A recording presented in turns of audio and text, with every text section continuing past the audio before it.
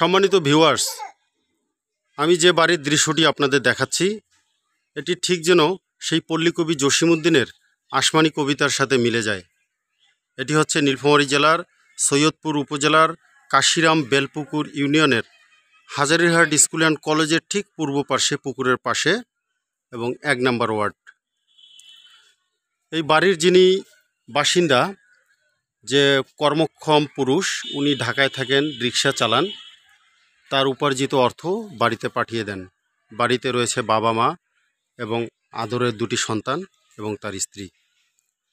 তিনি চেষ্টা করেছিলেন সরকারের যে VWB, ভার্নারেবল উইমেন বেনিফিট, VWBর একটি কার্ড নেওয়ার জন্য, কিন্তু সেটাও তিনি পারেননি, কারণ তার অনলাইন করা হয়নি। তো আমরা তার মুখেই শুনব যে কেন তিনি এই VWBর অনলাইন করতে পারলেন না। আমি তো মেম্বারকে দিছিলাম 5,000 টাকা ভিজিটি কার্ডের জন্য। এখন অনলাইন হয় নাই দেখি, কার্ডটা আমাকে ফেরত দিছে, শুধু ফটোকপি দিছে, অনলাইনের কোনো কাগজ দেয়নি যেন। না, আপনি টাকা দেওয়ার পরেও অনলাইন হলো না কেন? এখন বলতেছে বলে হবে না। আমি বলে আগের 2 বছর মানে এনামুল চেয়ারম্যান বাঁচি থাকাতে বলে আমি খাসি দেখি, আমার বলে হবে না। সেটা তো অনেক আগে। হ্যাঁ, এনামুল চেয়ারম্যান তো বাঁচি আসছিল, আজ কত বছর, 5 বছরে তো হয়েছে প্রায় মারা যাবার।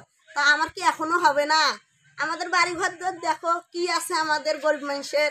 আমরা যদি গরিব হয়ে না পাই তাহলে বড় লোক যার পাকা বাড়ি বা বিভিন্ন রকমের জিনিস আছে আমরা যদি পাই বর্তমান, আমরা কেন গরিব হয়ে না পাবো? সরকার কি আমার পাশে দেখেও না? আপনার স্বামী কি করেন? আমার স্বামী রিক্সা চালায়, আমার শ্বশুর রিক্সা চালায়। ওনারা চট্টগ্রাম থাকে, যা কামেন কাজ করে সম্পূর্ণ পাঠিয়ে দেয় বাড়িতে। আমরা কিস্তি চলাই, খাই সংসারের। আপনার সন্তান কতজন? আমার 2টা ছেলে। 2 ছেলে। তাহলে আপনি আর অন্য কোনো সুবিধা পান? না না, আমার কোনো সুবিধা নাই। আপনারা চাইলে চেক করে দেখেন, আমার সরকারের খাতা চেক করে দেখেন। যদি পাই তাহলে সেটাও বলেন, আর না পাই সেটাও বলে। যদি পাও থাকি তাও বলিয়েন। তো বৃষ্টির সময় ঘরে বৃষ্টি পড়ে কিনা? পানি পড়ে না, কোনো তো অনুদানে না পাই, যা কামাই করে কিস্তি দেয়, খাই দাই, এই তো সংসার। মানে যখন বৃষ্টি পড়ে তখন কিভাবে ইয়া করেন? এই যে ছাপড়া আছে ঘর, উপাশে একটা আমাদের মাটির ঘর আছে, ওই আঘাত তো ওইভাবে কষ্ট হয়। যে পানি পড়ছে, দেখো ঘরের ভেতরে কত পানি, সব ভিজি যায় বাবা রে।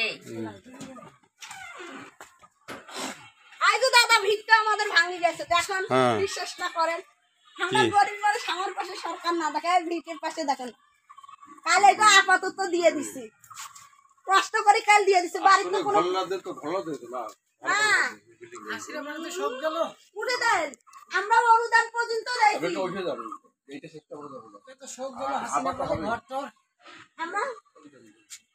আমরা সবকিছু রে তদন্ত দিছি, ফটোকপি ভাই দিছি অফিসে, এই সৈয়দপুর থানায়। তো যাই হোক, তার বাড়ির অবস্থা আপনারা দেখলেন। তো এই দিদি, তিনি আমাদের মাধ্যমে অনুরোধ জানিয়েছেন সরকারের সংশ্লিষ্ট দপ্তরের ঊর্ধ্বতন যারা কর্মকর্তা রয়েছেন, অন্তত তার প্রতি যেন মানবিক দৃষ্টিভঙ্গি থেকে তারা সদয় হন। তার পরিবারের নামে যেন সরকারি যেসব দান অনুদান রয়েছেন সেটা যেন তিনি বিনা পয়সায় পান, সেজন্য তিনি অনুরোধ জানিয়েছেন।